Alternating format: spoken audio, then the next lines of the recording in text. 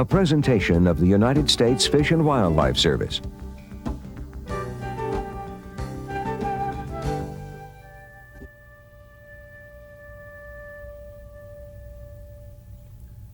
On the far southeastern corner of Bosque del Apache National Wildlife Refuge stands San Pascualito Mesa.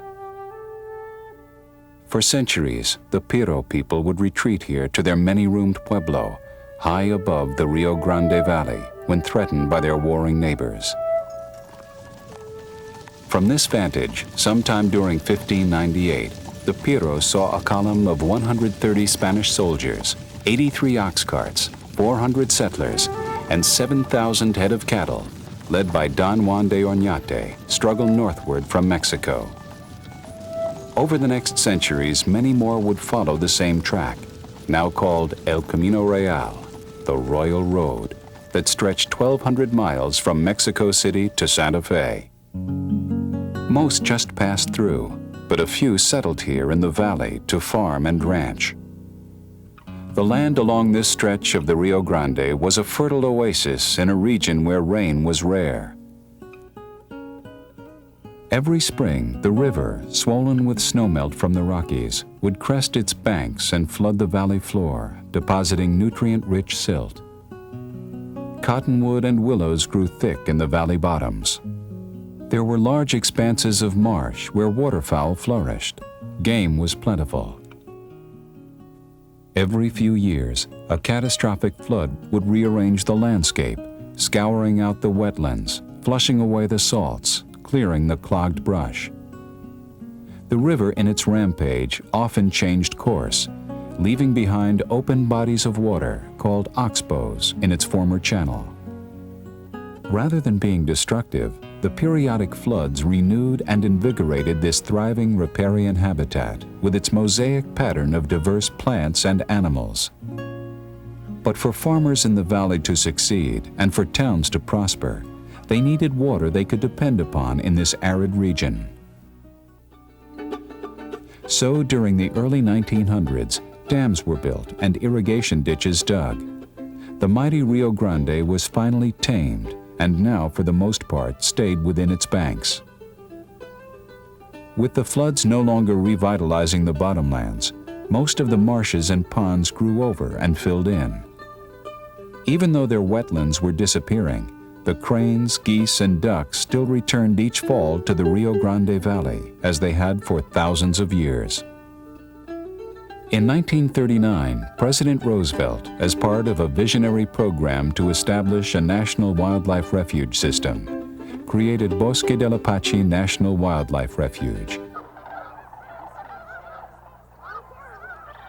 Its primary purpose was to provide habitat for waterfowl and other birds that traditionally migrated along the Rio Grande corridor.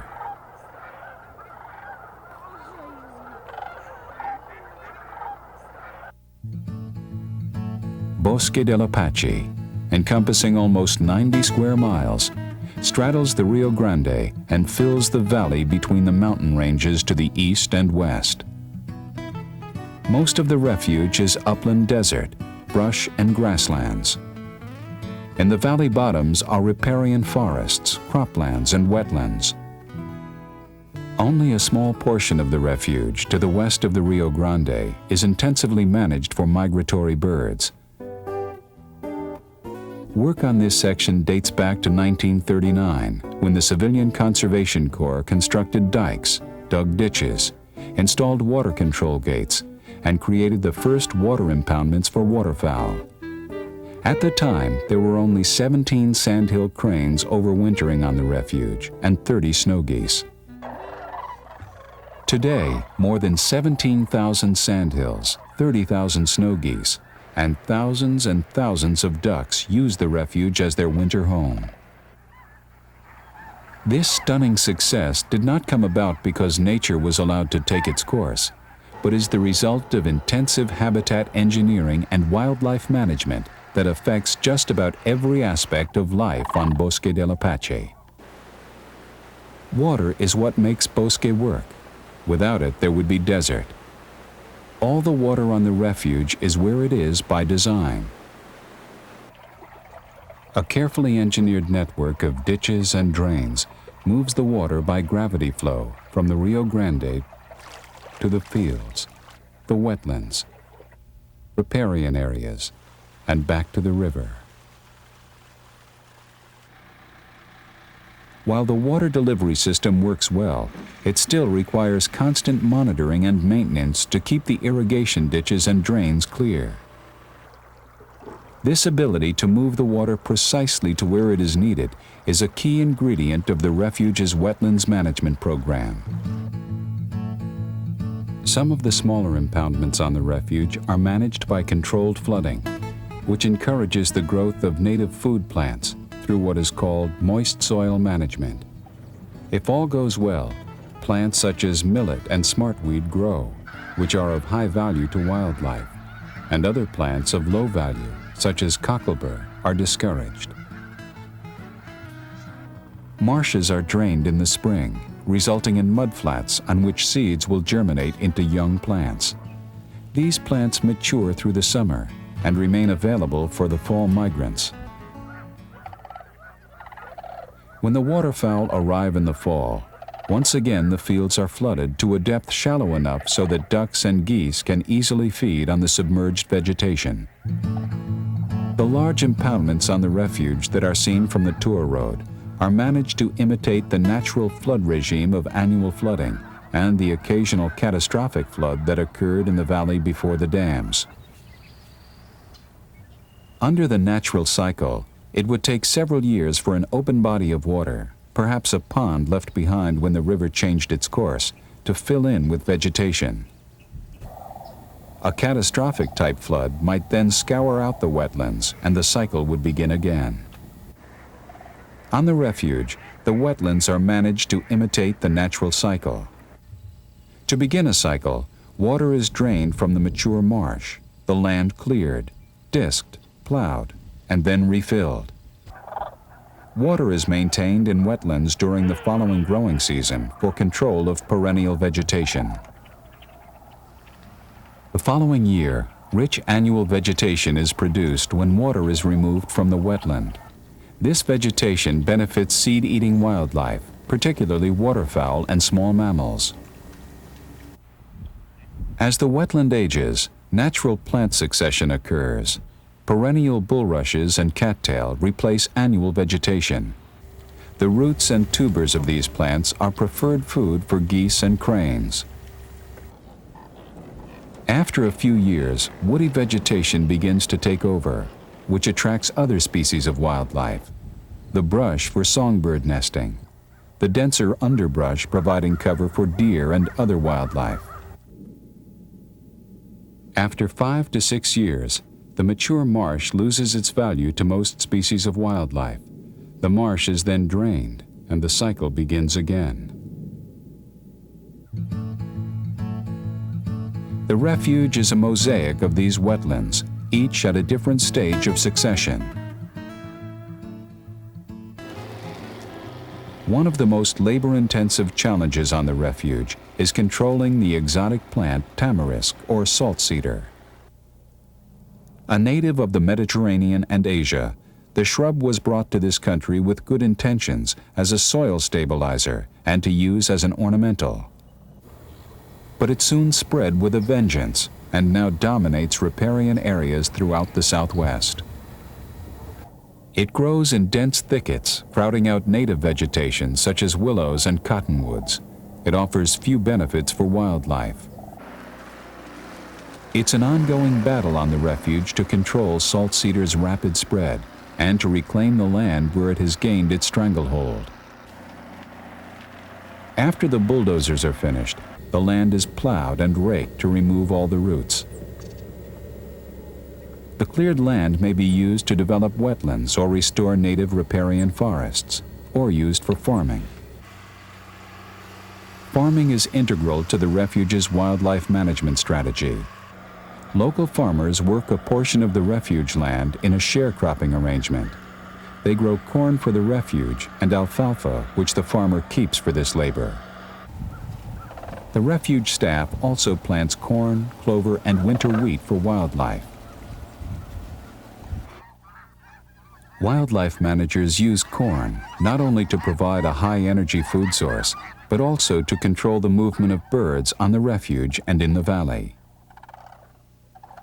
In winter, cranes eat approximately 3/4 of a pound of corn per day, geese a half a pound, and ducks a quarter. So wildlife managers can calculate precisely how many rows of corn they need to knock down to feed the birds on the refuge. Knocking down less corn will disperse the flocks to other areas of the valley. When many geese are crowded together for too long, there is the threat of disease. Moving them over a wider area reduces the risk. How and when the birds are encouraged to move is coordinated with state wildlife management areas north of the refuge. The corn is knocked down to a height where the cranes can comfortably feed while keeping an eye out for coyotes. Geese prefer open areas for feeding, where they are less vulnerable to coyotes. Coyotes perform an essential job on the refuge, culling out birds that are sick, crippled, or weak. The result? Healthier flocks. After feeding most of the day, the cranes and geese return to the river or to the large wetlands on the refuge for the night. It is an unforgettable experience to view wave after wave of cranes and geese flying in as the sun sets.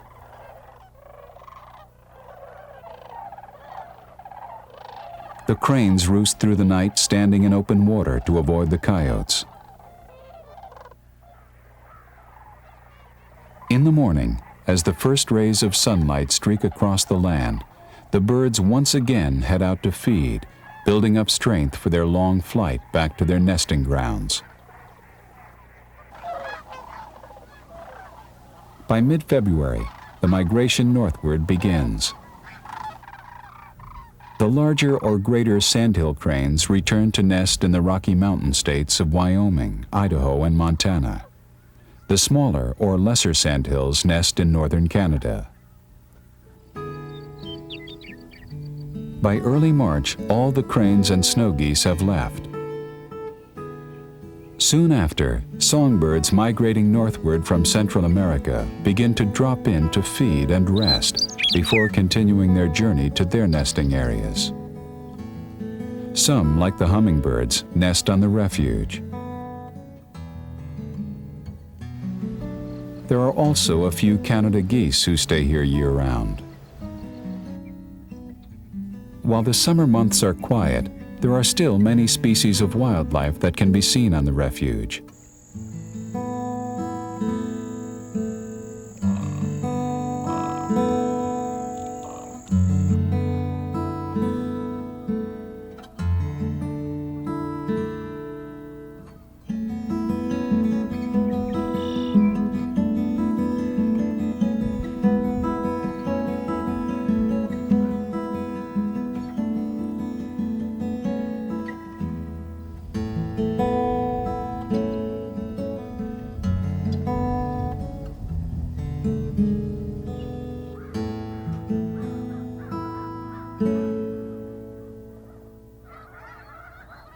While the mission of the refuge is first and foremost to provide habitat for wildlife, primarily migrating sandhill cranes, geese, and endangered species, Bosque del Apache is also very much part of the Middle Rio Grande Valley community. For the many school children in the valley, an environmental education trip to the refuge may well be their first up-close view of the natural world. For some, they will never look at a pond in quite the same way. Every fall, the city of Socorro, north of the refuge, celebrates the return of the sandhill cranes with a festival attended by thousands of visitors.